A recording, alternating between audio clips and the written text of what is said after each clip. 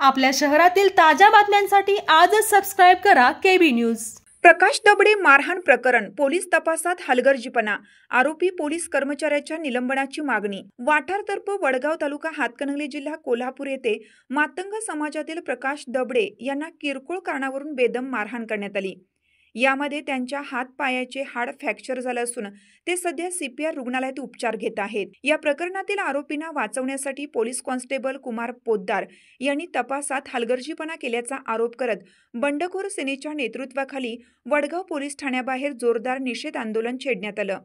पक्षाचे अध्यक्ष शिवाजीराव आवळे यांनी पोलीस तपास अधिकाऱ्याला तात्काळ सेवेतून निलंबित करण्याची मागणी केली असून अन्यथा 7 जून रोजी जिल्हा पोलीस अधीक्षक कार्यालयाला घेराव घालण्याचा इशारा दिला आहे। आरोपानुसार मेडिकल सर्टिफिकेटसाठी उशिरा अर्ज करण्यात आला। मारहाणीच्या सीसीटीव्ही फुटेजची अपुरी मागणी, आरोपीच्या वापरलेल्या काठीचा उशिरा पंचनामा, फिर्यादीविषयी अवमानकारक भाषा वापरणे, तपासात जाणीवपूर्वक टाळाटाळ।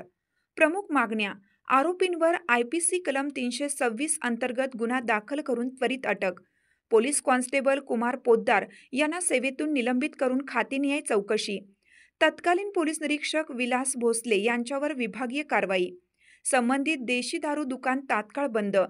नवीन पोलीस निरीक्षक प्रमोद शिंदे यांनी आंदोलनाचे निवेदन स्वीकारले असून पोद्दार यांच्यावरील अहवाल 24 तासात सादर केला जाईल असं आश्वासन दिलं। या आंदोलनात आरपीआयच्या रूपाताई वायदंडे व बंडखोर सेनेचे अनेक पदाधिकारी व कार्यकर्ते मोठ्या संख्येने सहभागी झाले होते।